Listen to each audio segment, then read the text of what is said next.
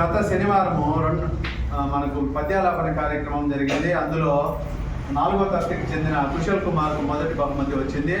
అలాగే 500 రూపాయల prize money కూడా వాళ్ళు పంపించారు. దాన్ని నేను ఇప్పుడు ఇస్తాను. ఇచ్చే ముందు ఆ రోజు పాడినటువంటి పద్యాలాపన చేయండి.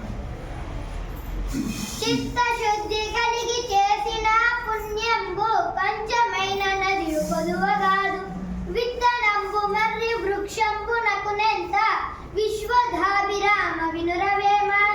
పాఠశాలలు పూర్తి ప్రపంచమంతా మాతృభాషలో బోధన మరువలేదు, నేల వీడి సాము చేయుట నేర్వదగునే, దాసదాసుడు రఘురామ దాసుడు నువ్వే. Very good.